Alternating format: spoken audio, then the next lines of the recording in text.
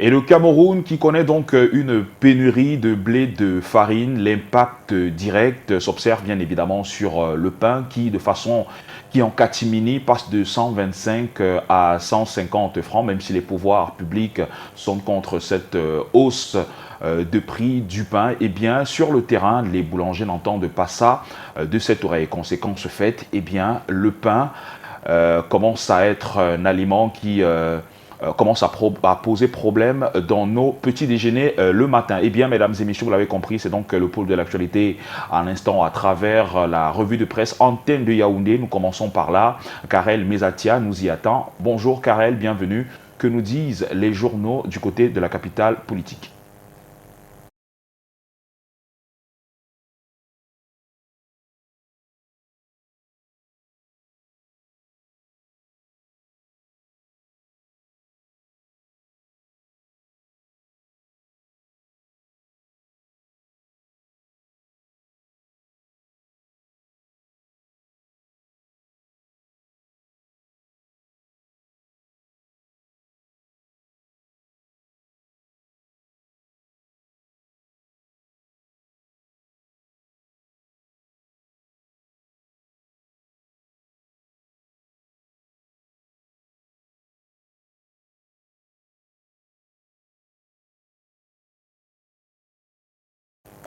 Allez, quelques petits soucis techniques. Je crois que toute l'équipe de production est en train de se déployer pour qu'on puisse avoir une meilleure qualité sonore. En attendant, pour revenir, j'aurais dit que c'est très mouvementé au sein de la FECAFOOT, avec la réunion du comité exécutif qui s'est tenue hier du côté de Limbé. Et à l'issue de cette réunion, l'un des membres, par exemple, du comité exécutif, à l'instar de Giba et Gatama, qui est d'ailleurs directeur de publication de l'Œil du Sahel, en plus d'être membre du comité exécutif, il s'en sort avec 3 mois de sanction qu'il trouve illégal. Et puis le président de la FECAFOOT, Samuel Etofis également, s'est insurgé contre ce qu'il considère comme une attaque personnelle. Il s'explique alors très mal qu'il ne comprend pas d'une bonne oreille, en tout cas, que certains membres du comité exécutif aillent sur la toile et partagent des informations qui sont censées être assez intimes, en tout cas parlant de la FECAFOOT, la Fédération camerounaise de football. C'est assez houleux. Hein. Et donc, à défaut d'aller du côté de Yaoundé, retrouver Karel Mezatia, on la retrouvera peut-être en deuxième partie de la revue de presse. Nous allons mettre le cap sur Douala pour accueillir Michael Tipkio qui nous donnera bien évidemment la quintessence des informations parues ce jour à travers les parutions de ce matin du côté de Douala. Mais bon, on nous dit que du côté de Yaoundé, tout est fin prêt. Karel Mezatia, bonjour à nouveau et surtout bienvenue parmi nous. Que nous disent les journaux du côté de la capitale politique ce matin? Où vas-tu, Karel? Et je crois que vous allez devoir nous supporter quelques minutes. On sait que vous êtes très très précis en ce moment parce qu'on sait que c'est l'heure, c'est un moment privilégié de cette émission, pas pour dire que les autres ne le sont pas, parce que ça concerne quand même l'information.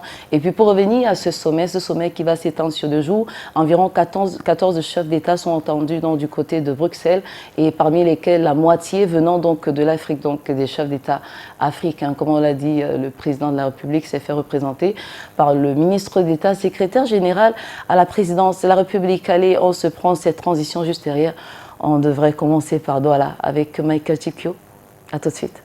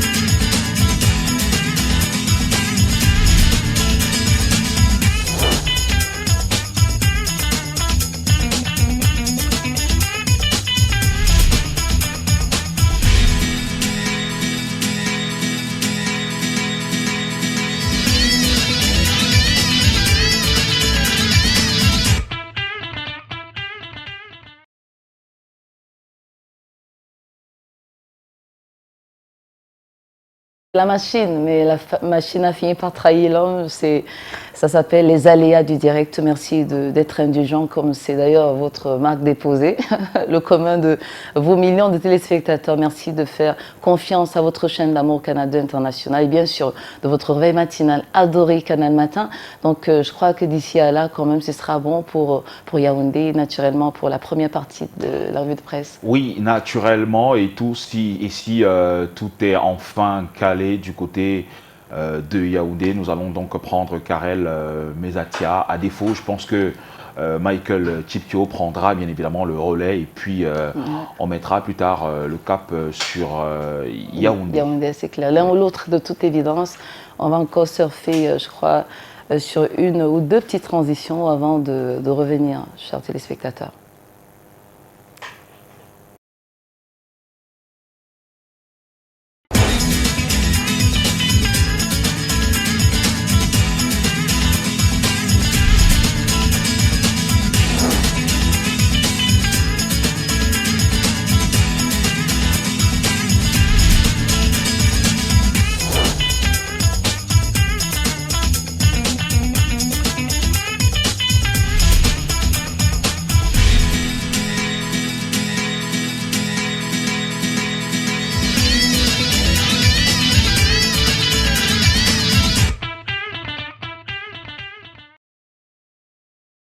Nous sommes donc de retour, mesdames et messieurs, pour cette livraison de ce 17 février 2021 de la revue de presse. Je pense bien évidemment qu'on commence donc par la ville de Douala, oui, par Douala, avec certainement Michael Chipkio qui sera là dans pratiquement quelques secondes pour nous donner la teneur des informations en ce qui concerne bien évidemment la revue de presse de ce jour, Patricia. Ah oui, c'est clair. Vous évoquez un sujet qui est important parce que ça fait partie de notre quotidien, puisqu'on parle de ce qui rentre dans nos plats, en l'occurrence le prix de la farine, puisque le ministère du Commerce a clairement dit dans une note qu'il n'en est rien et que les prix restent naturellement classiques, donc inchangés jusqu'à nouvel avis. Par exemple, le prix d'une baguette de pain qui coûte 125 francs CFA. Donc ce qui est clair, c'est que la prochaine étape sera l'étape répressive pour toute personne qui serait surprise justement en train de vendre le pain ou la farine plus cher qu'il en faut de toute façon. Donc il faut retenir que le prix, par exemple, de 50 kg de farine revient donc à 19 000 francs CFA et ça reste inchangé tout de même que le prix, on l'a dit tout à l'heure, d'une baguette de pain, 125 francs CFA, ça ne change pas. Bonjour Michael. Bonjour Patricia, bonjour Fidjil. Bonjour, comment allez-vous? Oh, je vais bien ce matin et vous-même. Super, ça va. Merci. Alors on commence par le messager certainement.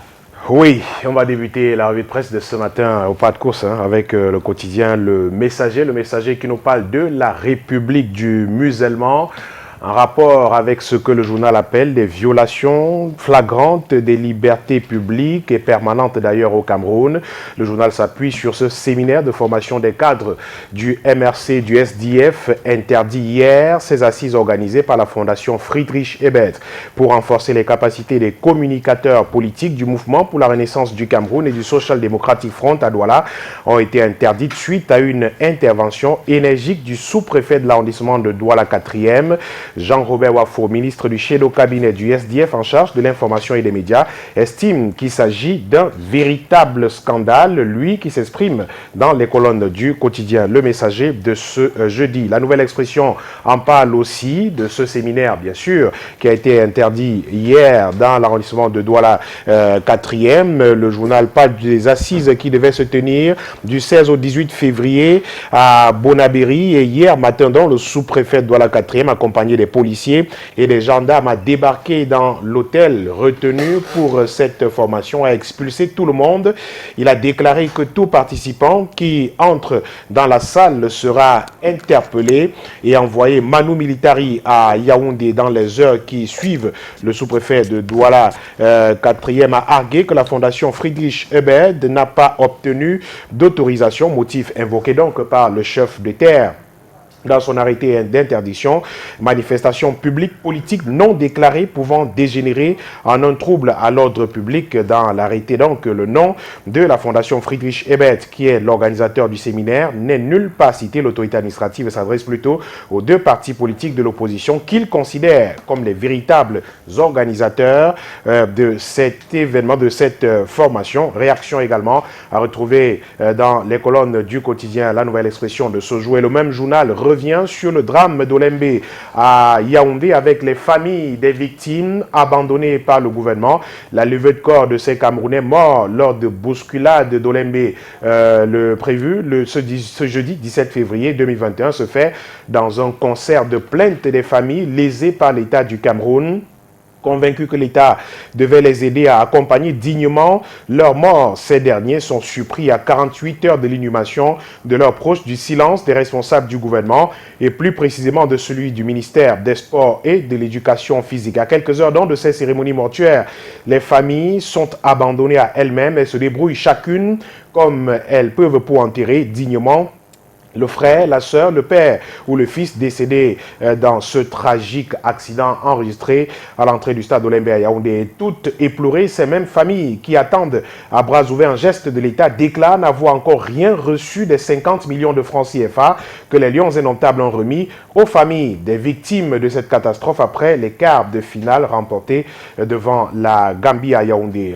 Le journal rappelle que 8 supporters sont donc tombés ce jour à l'entrée du stade Olembe à Yaoundé. Ces derniers qui venaient porter les Lions Indomptables à la victoire ont trouvé la mort dans une bousculade qui s'est produite à l'entrée sud du stade d'Olembe à Yaoundé aux environs de 19 h. C'était le 24 janvier 2022. La suite avec Europe Plus, le billet hebdomadaire paru aujourd'hui parle d'une banque où on parle de malgouvernance, de racisme et autres méfaits avec le directeur général adjoint de la BISEC chassé du Cameroun. Selon le journal Europe Plus, le Français accusé de racisme et de mauvais traitement contre le personnel de la banque a précipitamment quitté Yaoundé il y a quelques jours, nous annonce le journal, le billet hebdomadaire Europe Plus, qui met également de plein phare sur le cas. Tony Conceição, le sélectionneur des Lions Indomptables du Cameroun, le ministre des Sports, a renouvelé sa confiance au technicien portugais qui a étalé ce que le journal appelle ses limites pendant la compétition qui s'est achevée le 6 février dernier. Un sursis commandé par l'urgence de la prochaine échéance. Question autour du maintien du sélectionneur Tony Conceição avec le billet hebdomadaire Europe Plus qui est paru aujourd'hui. La grande tribune également en kiosque ce jour nous parle de fraude fiscale. La grande tribune avec plus de 2000 fausses quittances d'impôts qui serait donc en circulation au Cameroun. Dans un communiqué signé le 14 février dernier, le ministre des Finances annonce la circulation frauduleuse de plus de 2000 quittances dans les circuits de paiement des impôts. Selon lui, Paul Motazeux, ce stock non répertorié dans les registres des recettes compétentes fait partie des 5000 quittances parallèles sur lesquelles le ministère des Finances avait déjà attiré l'attention des contribuables et autres agents des impôts dès le mois de novembre 2021. Et au sujet de la crise dans les régions du nord-ouest et du sud-ouest du Cameroun, la Grande Tribune nous rapporte cette contribution de 5 ambassades qui demandent l'arrêt des attaques contre les écoles dans cette partie de notre pays. C'est à lire dans les colonnes de l'hebdomadaire La Grande Tribune, journal d'information générale en kiosque aujourd'hui. La suite avec le satellite qui nous parle de la douane camerounaise qui voit justement prospérer une sorte de mafia depuis quelque temps. Le journal nous rapporte qu'une clique de douaniers véreux s'engraisse impunément sur le système groupage, dégroupage. Le journal met donc le pied dans les dédales des connaissements et des magasins extérieurs sous douane. Le directeur général Edwin Nouvaga Fongot, vivement interpellé par le journal en kiosque aujourd'hui.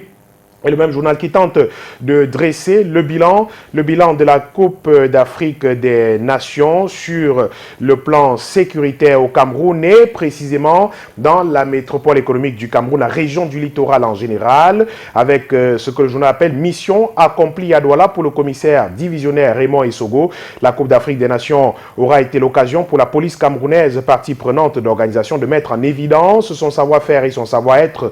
Démonstration a été faite, si besoin été par les éléments de ce corps officiant à Douala en particulier et dans la région du littoral en général à Douala, sous la coordination du commissaire divisionnaire Raymond Essogo, patron de la police dans la région du littoral. Le commissaire divisionnaire Raymond Essogo qui aura donc pris toute sa part dans la réussite de l'organisation dans son pays de la 33e édition de la Coupe d'Afrique des Nations Total Énergie 2021 dans sa ville de fonction. Pour ce faire, outre la mobilisation des éléments de la police, toute unité confondue, le délégué régional de la Sûreté nationale du littoral a fait preuve d'une mobilisation personnelle de tous les instants, n'hésitant pas à monter au créneau pour faire savoir ce qu'il fallait faire pour que la sécurité des biens et des personnes ne soit pas le moins du monde entamée dans sa ville. Au final, donc, conclut le journal Le Satellite, une semaine après la fin du tournoi achevé le 6 février dernier par une victoire de l'équipe du Sénégal. On peut dire que le commissaire divisionnaire Raymond Essogo et ses éléments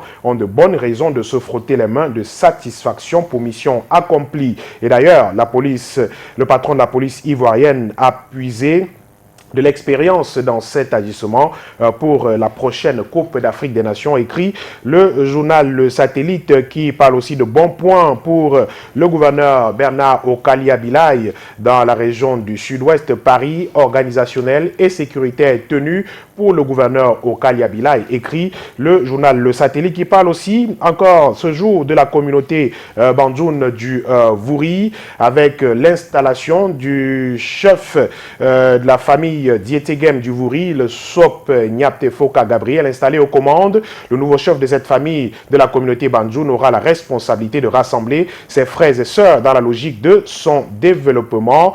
Il lui a été recommandé vivement le règlement à l'amiable des litiges pouvant survenir entre les membres de la famille. Il n'a pas manqué de demander au nouveau chef de famille de prôner le culte de l'ardeur au travail et une brillante cérémonie d'installation précédée par un culte d'action de grâce. Gabriel Foka a pris la mesure de ses nouvelles responsabilités. Lui qui rassure de servir avec loyauté et détermination a d'ailleurs reçu l'onction de quelques chefs Sawa qui ont pris part à cette cérémonie grandiose qui s'est tenue il y a quelques jours dans la métropole économique du Cameroun, écrit le journal Le Satellite, qui est paru aujourd'hui. La suite de la revue de presse après Le Satellite, c'est avec Le Financier d'Afrique. Le Financier d'Afrique qui nous parle des derniers réglages pour la tenue de Promote 2022 à 2 jours de l'ouverture de ce grand événement au Cameroun, de la 8e édition de ce grand rendez-vous d'affaires.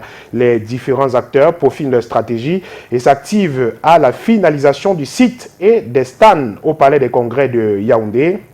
Le même journal qui nous parle de gouvernance avec une stratégie de lutte contre la corruption au Gabon, stratégie mise sur pied pour barrer la voie à ce fléau qui gangrène le pays, et fin annoncé également de la première phase de sécurisation du port de Douala, infrastructure portuaire naturellement, toujours dans le journal de Boniface Chouenkam, Le Financier d'Afrique, qui est en kiosque aujourd'hui. La voix du consommateur nous revient avec cette information autour de la pénurie du blé qui menace fortement le prix du pain. À quand donc, s'interroge le journal, du pain à base de farine locale pour économiser les devises étrangères et diminuer ou stabiliser le prix des pains? Il serait donc utile pour le ministre de l'Agriculture et celui du Commerce de substituer le blé qui bénéficie déjà de l'exonération des droits de douane au manioc, facile à cultiver et peut-être transformé en farine utilisable dans la boulangerie. Dans le cadre de la mise en œuvre de la politique de l'import-substitution, il est plus que temps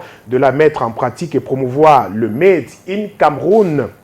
Commande donc le journal La Voix du consommateur. Le journal d'Alphonse Aïssia Benaki est en kiosque ce jour, parle également de sécurité sanitaire des aliments avec 5 mesures de base pour améliorer la sécurité sanitaire des aliments, et lance également une alerte au sujet de l'état de santé de Ngando Piquet. Ngando Piquet, le grand supporter de la mascotte des Lions indomptables du Cameroun, gravement malade. Le ministre des Sports n'a pas encore réagi au SOS de la mascotte des Lions indomptables du Cameroun gravement malades en ce moment. Politics est également en kiosque et nous parle aussi des questions liées au sport. Cette fois-ci, nous amène à la Fédération camerounaise de football avec une relance du football local portée par les nouvelles autorités de l'Africa Foot au Cameroun. Le football local est à l'agonie, on le sait, et cela ne fait plus l'ombre d'un doute. Preuve en grandeur nature en a été donnée au monde entier lors du championnat d'Afrique des Nations 2020, où la Fédération camerounaise du football a dû user plus d'un stratagème pour donner une allure à une pâle et friable équipe des Lions indomptables à prime.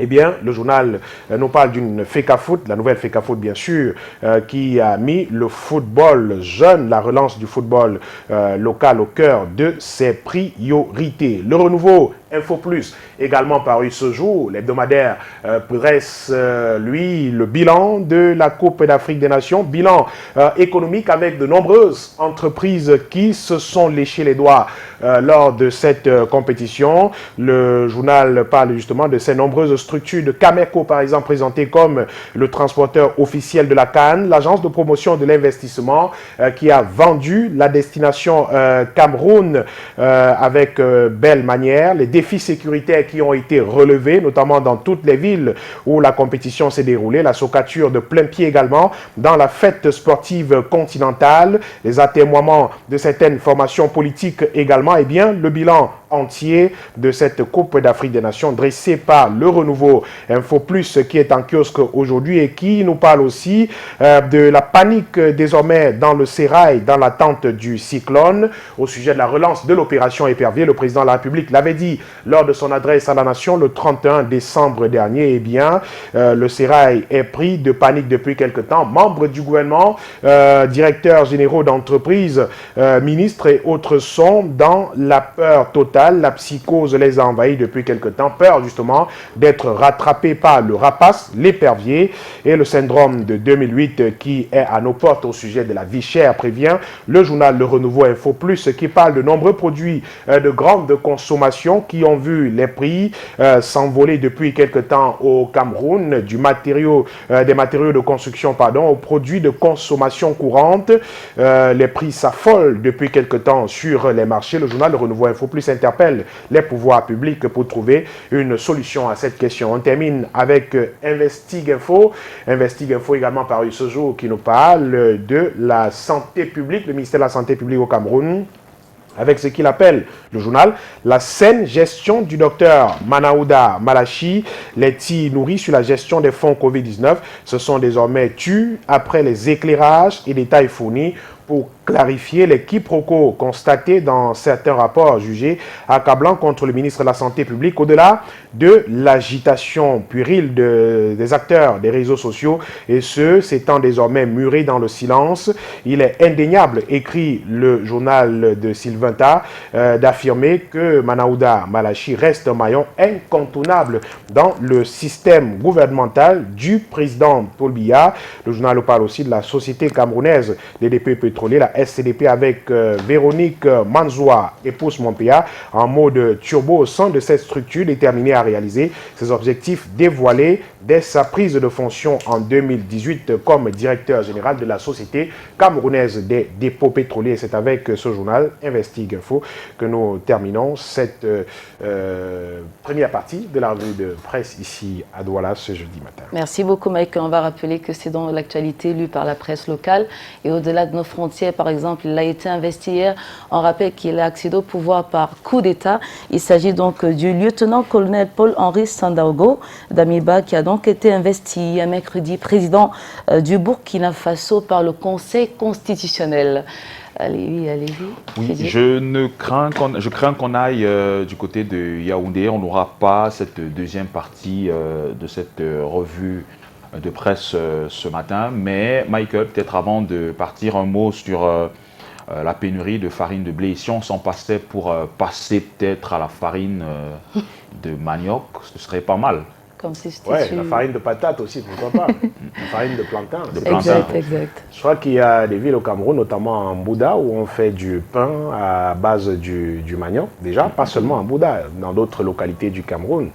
où on fait du pain à base de la farine de manioc, c'est déjà possible, mais simplement il faut que la pratique soit vulgarisée à travers le Cameroun entier. Le blé qui nous pose tous les problèmes aujourd'hui n'est malheureusement pas cultivé, peut-être pas à grande échelle au Cameroun, et malheureusement il faut l'importer des pays étrangers pour notre pays, et du coup avec toute la crise, toute la conjoncture que l'on connaît en ce moment à travers le monde, le prix du sac est passé de 20 000 à 23 000 francs CFA. Conséquence des courses, les meuniers sont vent debout, sont en colère, et vous imaginez quelqu'un qui achète un sac de blé à 20 000 francs, il achète désormais à 23 000 francs CFA, forcément il vous impute le coût, les 3 000 francs CFA supplémentaires, et la chaîne, ainsi ça va se suivre et se répercuter sur le petit consommateur, le dernier consommateur, vous et moi qui achetons du pain tous les matins, qui en achetions à 125 francs CFA, et déjà depuis quelques jours l'on en achète à 135, 150 francs CFA dans certaines villes du pays, une augmentation brusque comme cela, et parfois à certains endroits où on n'a pas vu d'augmentation, c'est le poids du pain qui a drastiquement diminué. Il faudra peut-être justement revenir à ces valeurs locales, ces productions locales. Le manioc se cultive très facilement au Cameroun, c'est d'ailleurs l'un des produits, l'un des tubercules, l'une des tubercules, pardon, qui se cultive très facilement sur des terres, même parfois les plus arides. Donc il serait possible pour nous de transformer, pourquoi pas, le manioc en farine de manioc et produire du pain à base de manioc très facilement, du pain à base de patates, on peut le faire également, du pain à base de farine de plantain, c'est également possible. Ce sont des alternatives vers lesquelles nous devons tendre très rapidement. Le ministère de l'Agriculture, le ministère du Commerce et bien d'autres administrations qui sont concernées par la question doivent prendre le taureau par les cornes. Il est quand même surprenant qu'en 2022, l'on continue d'en parler, parce qu'il y a de nombreuses années en arrière que l'on aurait dû passer à ça. Ce n'est pas la première fois que l'on assiste à cette sorte de crise autour du blé. L'on aurait pu déjà valoriser les productions locales, et pourquoi pas mettre le pied à l'étrier de nombreux cultivateurs qui auraient pu justement multiplier des surfaces de culture de manioc, de patates, de plantain et bien d'autres, pour que la transformation locale se fasse aisément et que l'on puisse produire du pain à base de ces tubercules. Alors locales. Michael, quand vous interpellez les ministères de tutelle, notamment le ministère de l'Agriculture ou encore du Commerce, est-ce que ça ne tranche pas un tout petit peu avec la note qui vient d'être mise en circulation, qui stipule clairement que les prix sont restés inchangés? Est-ce que ce n'est pas l'occasion de passer à la phase répressive pour toutes les personnes qui contreviendraient justement à cette je ne sais pas, répressive, qu'est-ce qu'on va réprimer? Qui est-ce qu'on réprime? Je ne sais pas qui est-ce qu'on réprime et pourquoi d'ailleurs on doit réprimer. On est habitué parfois à ces beaux discours-là qui nous viennent de ces autorités-là qui disent clairement les prix sont restés inchangés. Il ne vous a pas échappé que ces ministères-là nous ont dit effectivement il y a quelques mois que les prix du sac de ciment, les prix de la barre de fer, les prix des matériaux de construction en général, la tôle, les carreaux et tout ça restaient inchangés. Mais allez voir sur la pratique sur le marché. Il ne vous a pas également échappé que le prix du litre d'huile végétale, on nous avait annoncé que non, il restait inchangé et tout. On en a vendu à 2000 francs CFA, 2200 parfois dans l'arrière-pays, mais que ça n'a rien dit à ces autorités-là. Donc, il est bon, à chaque fois, on sort de gros communiqués où on dit non, les prix sont inchangés, les prix restent les mêmes, mais malheureusement, la pratique sur le marché est tout autre. Il ne suffit pas de sortir des communiqués, de prendre des communiqués pour dire que les prix restent inchangés. Non, il faut effectivement non seulement contrôler qu'ils sont échangés, mais mettre sur pied les moyens, les mesures qui vont faire que ces prix restent justement inchangés. Vous ne pouvez pas imposer à quelqu'un qui achetait le sac de blé farine, ou bien de farine de blé à 19 000, 20 000 francs CFA et qui en achète à 23 000 francs CFA aujourd'hui. Vous ne pouvez pas lui imposer de continuer de travailler comme s'il en achetait à 20 000. C'est même incongru de pouvoir faire des communiqués pour dire que les prix restent inchangés. Non, donc il faut revoir la chaîne de distribution partant de la production. Effectivement, partant de la production justement jusqu'à de ce blé-là, effectivement, de l'importation quand ça arrive au Cameroun. Et je crois savoir que ce sont des produits qui sont exonérés d'ailleurs de droits de douane. Ah oui. Qu'est-ce qui peut nous expliquer cette montée vertigineuse des prix? Je crois que c'est par là qu'il faut commencer. Il faut commencer à comprendre ce qui se passe exactement dans ce secteur. Il ne faut pas privilégier toujours la répression, ce qui consiste à dire non, on va punir ceux qui ont vendu plus cher, on doit faire ci et ça. Non, il faut comprendre d'abord, écouter, savoir pourquoi est-ce que cela s'est fait ainsi. Sinon, à la fin, c'est le dernier consommateur qui subit. Il en est du pain comme il en est de nombreux autres produits de consommation de masse. La vie chère prend des proportions très inquiétantes dans notre pays. Et ce qui interpelle le premier chef, vous l'avez dit, tous ces ministères qui ont en charge justement de réguler un certain nombre de secteurs chenaux. Et puisqu'on parle justement du secteur agroalimentaire, voilà, vous avez dit, vous avez donné tous les détails utiles, Michael. On vous dit encore merci pour ce commentaire. Merci encore. Demain sera un autre jour. Merci Patricia. Oui, demain sera un autre jour. On parlera certainement de la tension au sein de la FECAFOOT. Si vous le voulez bien. Je ne sais pas s'il existe une tension ou pas. D'accord. Pas vraiment. On verra demain. D'accord. À demain. Merci en tout cas d'être passé par ici. Vous, très chers téléspectateurs, vous savez ce qu'il vous reste à faire. Allez dans les différents kiosques pour avoir toute la quintessence des informations parues dans les journaux de ce jour. 7h30, mesdames et messieurs, nous prenons cette page colorée et nous revenons tout juste derrière pour la suite de Canal Matin. A tout de suite.